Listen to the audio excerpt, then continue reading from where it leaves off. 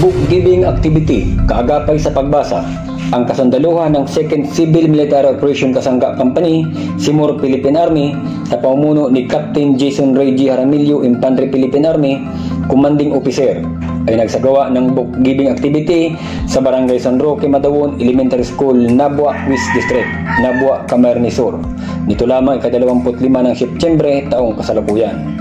Ang aktibidad na ito ay pinangunahan ni Platoon Leader 2nd Lieutenant Eldon Lloyd C. Sumudlayon, Infantry Philippine Army. Katuwang sa nasabing programa ng Philippine Army, ang Finance Center Producer Integrated Cooperative PAPSIPIC na pinangunahan ni Miss Clarissa Regala, Manager ng PAPSIPIC Pili Branch.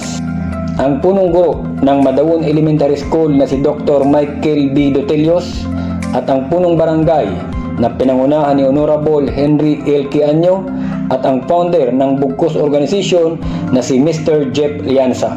Ang book giving activity na ito ay may tema, kaagapay sa pagbasa.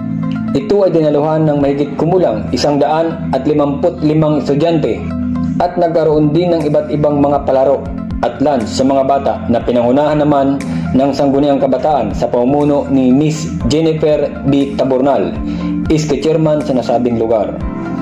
Ang layunin ng programa na ito ay makapagbigay ng kasiyahan sa mga batang mag-aaral sa pamamagitan ng pamahagi ng mga kagamitan, school supply at mga basahing libro upang matuto at magkaroon ng mas malawak na kaalaman ang mga kabataan at magbigay ng inspirasyon sa kanila upang makatulong sa kanilang karunungan at personal na pag-unlad para mas maunawaan nila ang kanilang mga sarili pati na rin ang kanilang mga pangarap.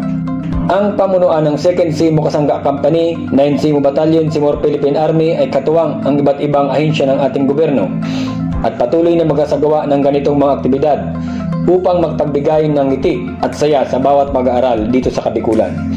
Mula sa 2nd Civil Military Operation Kasangga Company, ito si Sen at ito ang inyong Kasangga News. Ito si Kaagapay Sen para sa Kaagapay News Online.